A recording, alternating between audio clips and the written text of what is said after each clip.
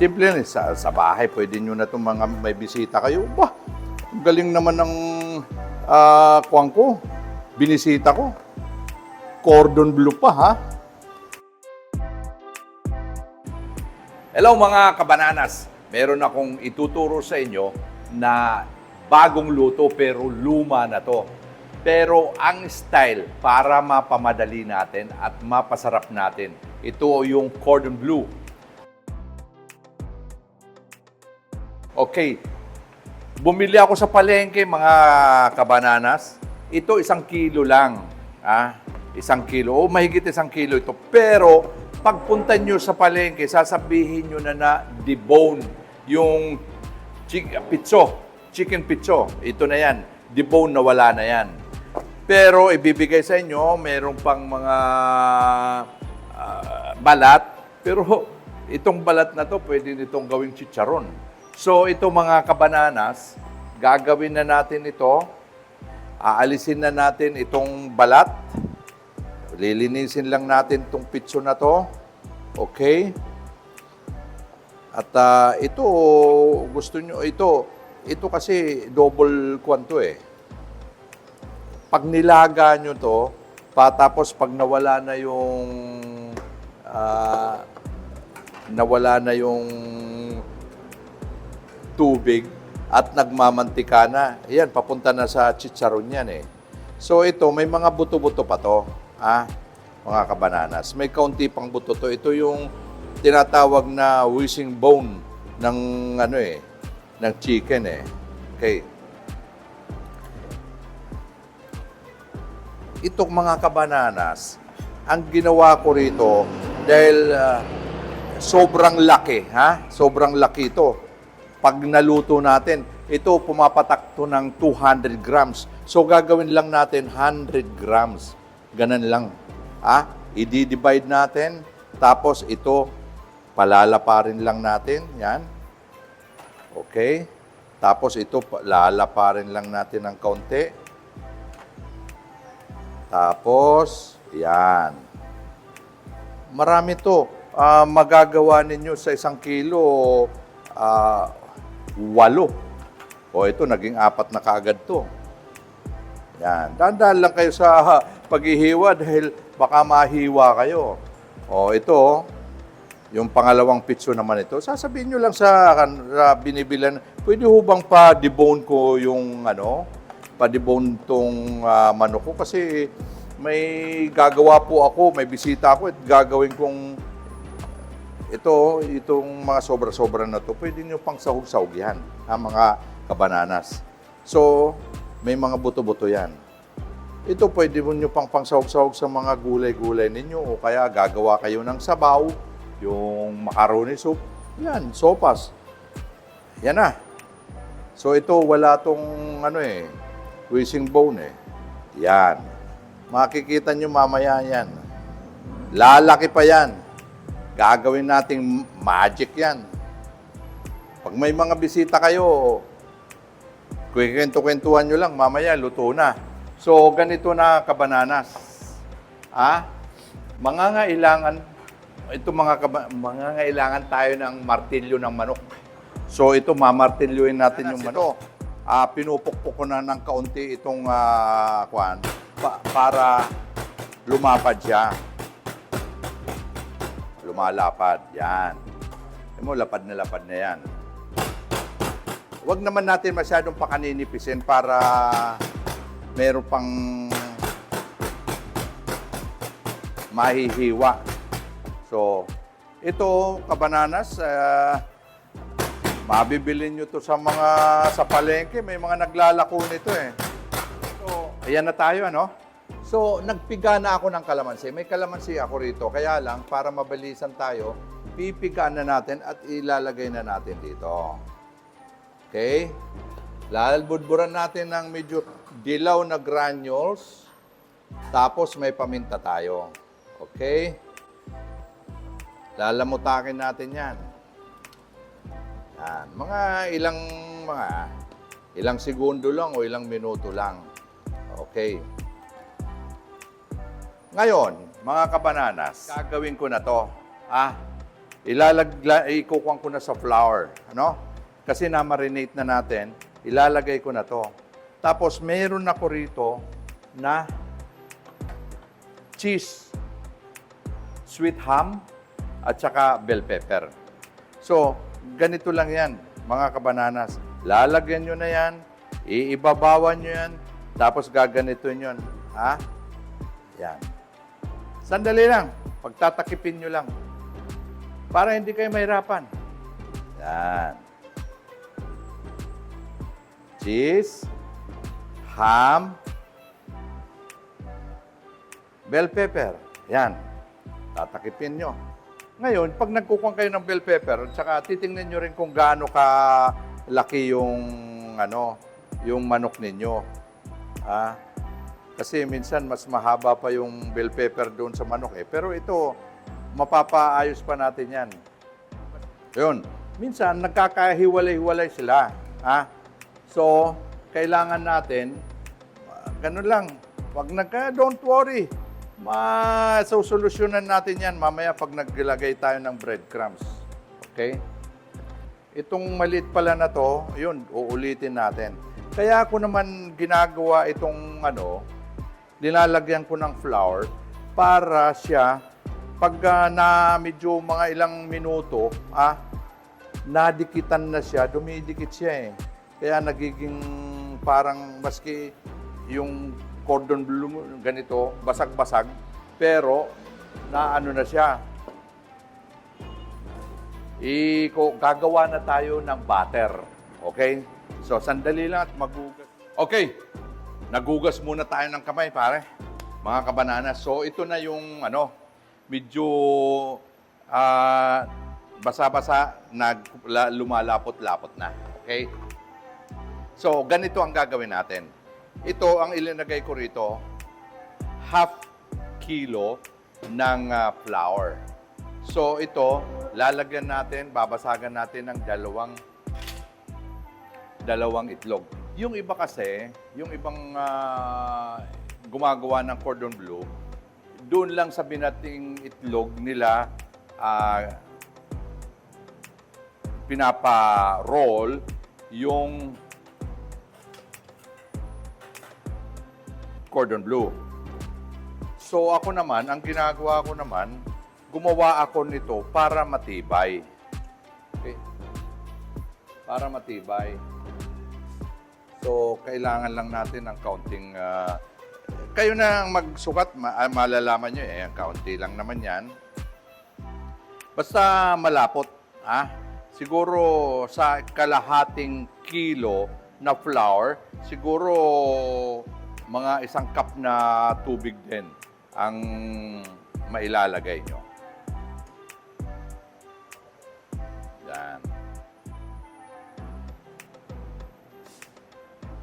So, yung iba, minsan naglalagay ako ng cornstarch dito. Kaya lang, ngayon, medyo naubusan ako ng cornstarch. Yung cornstarch ay pampa-crispy lang naman yan.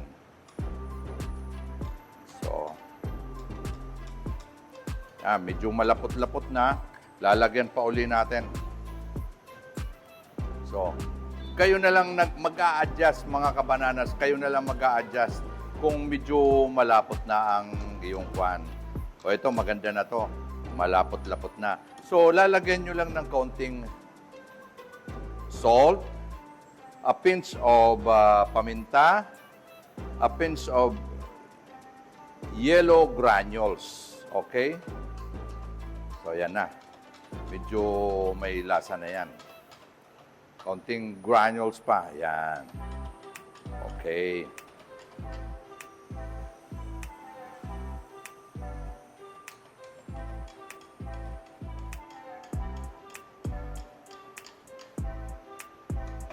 Titikman natin, mga kapatid. Yummy, yummy.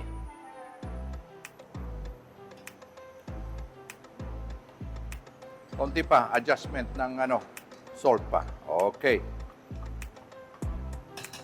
So, mga kapatid, kuha na tayo. Medyo nagkalat tayo. So, ang maganda rito, gagawin na natin, mayroon na tayo ritong breadcrumbs. At saka mayroon na tayo ritong pakiusok nga nito. Okay. So, ang kailangan na natin ito, breadcrumbs at saka yan. So, may tip ako sa inyo.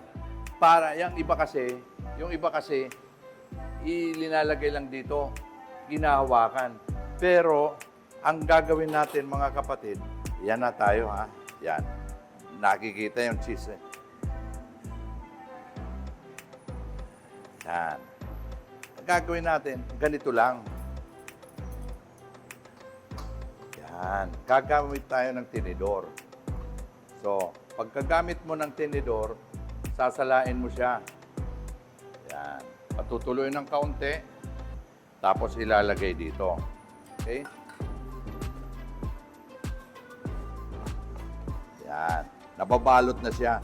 Dito mo siya huhubugin. Ang style dyan, dito nyo, yan. Yan, nakita nyo ha, 100 grams lang yan. Pero pag naluto yun, pag naluto siya, magiging 200 grams na uli yan. Nakita mo? Oh. Hindi masyadong messy. Ha? O yan. Lalagay natin uli.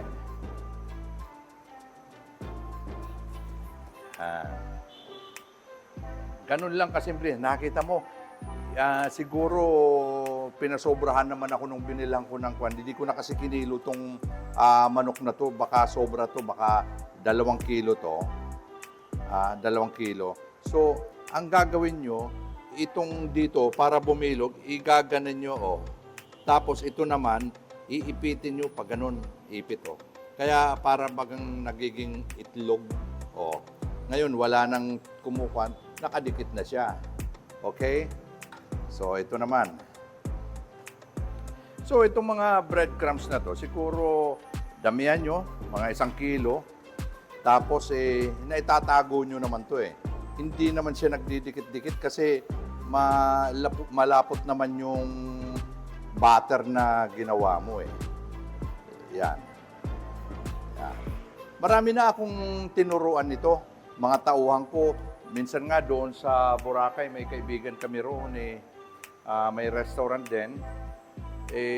Tinuro ko to sa mga kusinero nila kung paano madali ang cordon bleu na gawin. Simple lang, sa bahay, pwede nyo na itong mga may bisita kayo. Bah, galing naman ng kuwang ko, binisita ko. Cordon bleu pa ha. Cordon bleu. Pero hindi nila alam, napanood nila kay Mang Toots. Thank you, Mang Toots. Natutunan ko yung paggawa ng cordon bleu. Marami. Basta i-subscribe mo lang ako. I-kuha nyo lang ako. Marami akong ituturo sa inyo. Mga simple pang bahay, pero may mga bisita kayo, hindi kayo mapapahiya sa mga bisita ninyo. Ituturo ko sa inyo yung mga kaunti kong lalaman. Ako rin kasi, ang nangyayari, nanonood din ako sa mga YouTube. Kumukuha rin ako ng mga technique doon eh. Excited nga ako pagkakatapos kung mapanood sila, gusto ko gawin na kaagad. Pero ang ginagawa ko kasi, may twist. Hindi yung gayang-gaya mo talagang ganun, kundi innovate ba yun? Yung dinadagdagan mo siya para mapakuan pa. At pinag-aaralan ko na dapat madali ang paggawa, hindi yung medyo natatagalan kayo. O yan, tingnan mo, dumidikit siya pag mayroong flour, kagaya niyan, bukas ha, bukas. Igaganon nyo lang, oh. Nasasara na siya. Oh, nasasara. Tapos masasarapan itong butter at saka ng breadcrumbs, oh. Kaya maski basag-basag yung kwan ninyo, yung pitso, mabubuo nyo yan. Dahil ang magpapabuo niya yung flour. Oh. Ha? Hindi masyadong madumi ang kamay ninyo. Oh, last na tayo rito. Ito, tingnan mo. Pwede pang 1 kilo, dagdagan pa ng isa. Nagpasobra lang ako kasi ayaw ko yung mabibitin tayo eh. Ayaw ko nabibitin ako eh. So, nagpasobra lang ako. Pero ito naman, pwede mo nang itago ito eh.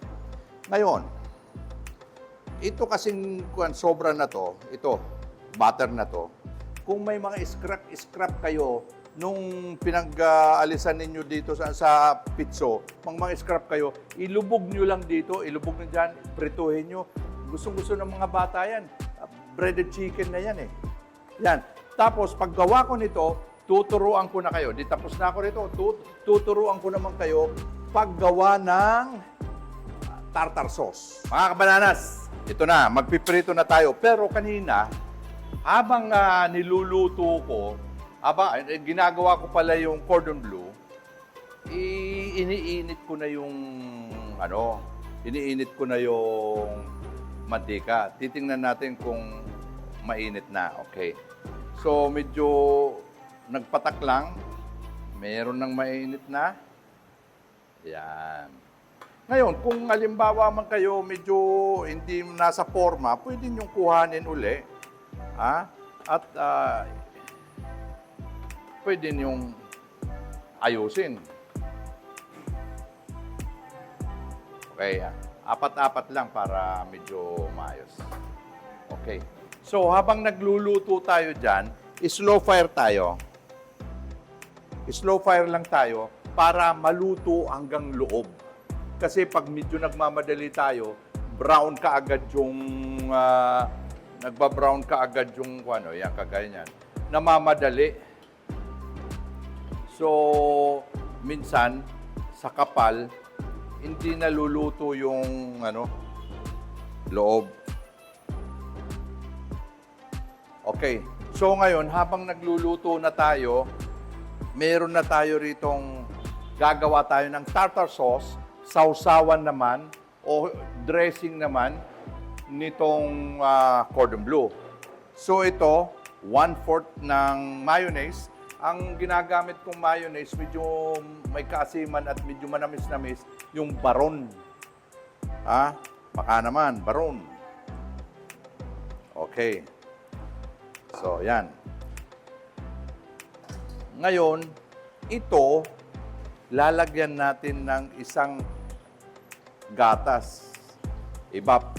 Itong ibap na to, matagal ko tanang ginagamit, pero pag in-sponsoran ako nito, 10 taon ko na yata ginagamit nito. Sabihin ko na ba kung ano to? O, wag muna. Kung sino man ang medyo magbibigay sa atin ng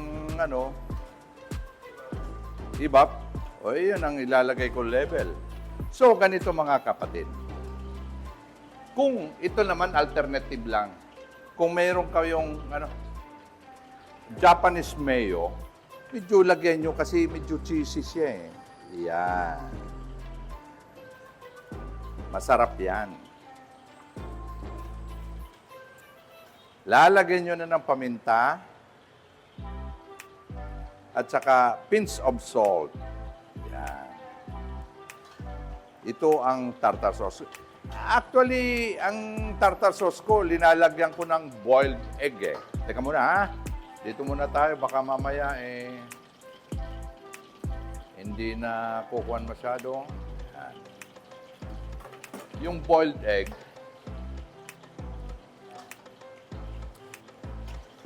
ito lang, simple lang. Ngayon,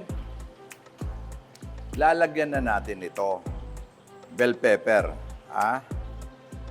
Maliliit na cubes ng bell pepper, carrots at saka celery. Yan lang naman.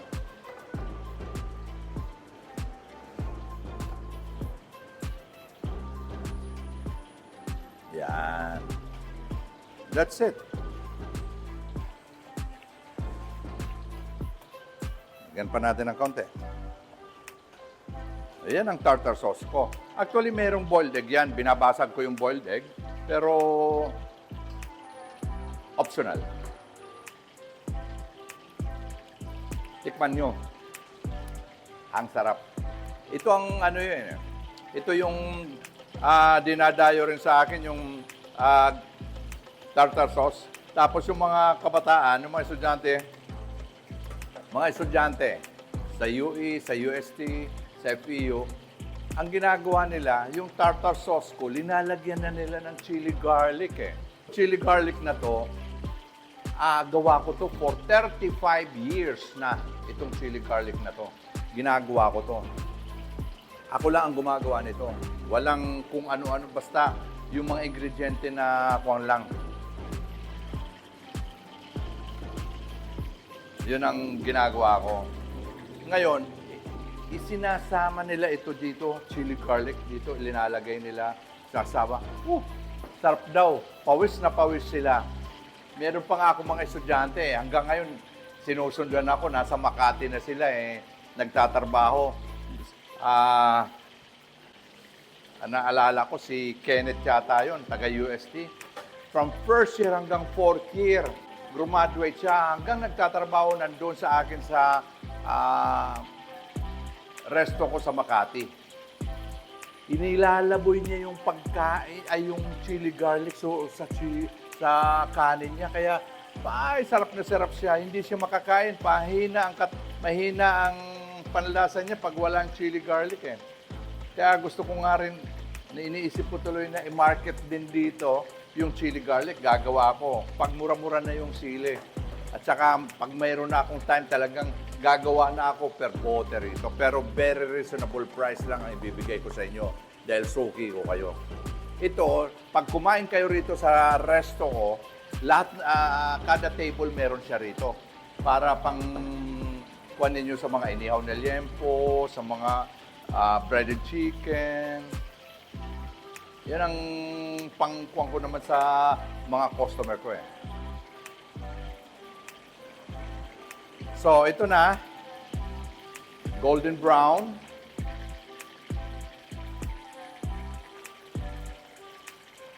Lalagay muna natin dito para yung ano niya, yung mantika niya mag-subside muna. Mo, ganda na. Siyempre, ilang minuto lang tayo nagkukwentuhan. Tingnan mo, kung may bisita ka, kukwentuhan mo lang eh. Hindi pa nga nauubos yata yung in-offer mo na soft drinks eh. Kagaya nito, nagso-soft drinks ako, hindi pa ako tapos nakapagluto na kaagad ako ng 4 na cordon bleu. So ito, maski may kakuwang ka na, may bisita at may kasama pa maganda na yan. Kabananas, nakagawa na ako ng 4 doon sa 8 kong cordon bleu. So, siguro naman, huwag nyo nang kalimutan ang mag-subscribe, like sa aking video sa aking YouTube. Okay? Thank you very much. So, ito, mga kapatid, iwain na natin to. Init.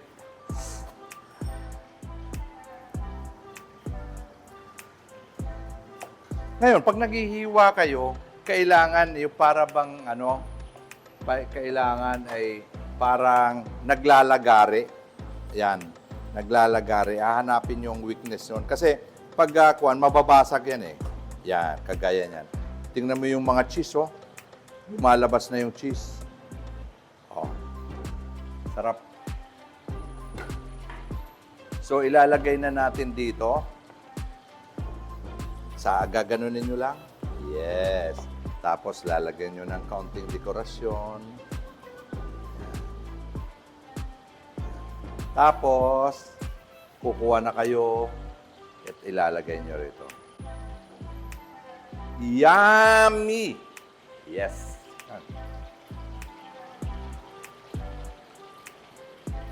Oh, huwag nyo kalimutan mag-subscribe mga kabananas